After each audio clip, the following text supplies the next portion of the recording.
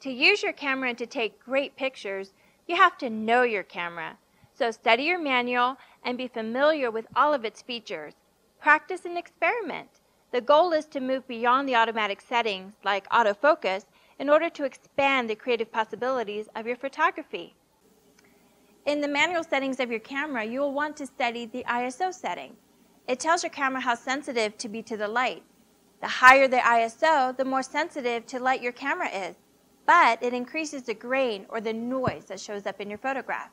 It's not great for portraits, especially when you want to make enlargements.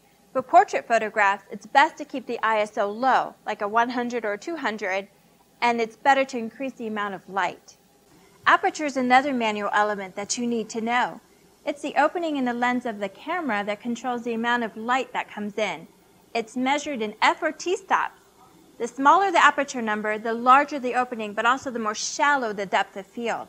The larger the aperture number, the smaller the opening is, which means less light, but there's a deeper depth of field, which means more things are going to be in focus. Another manual element is the shutter speed.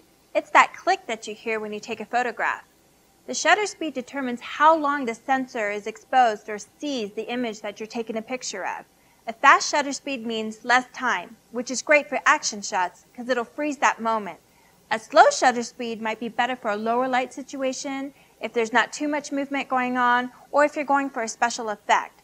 But if you use too slow of a shutter speed, it'll make your image blurry, so you may need a tripod.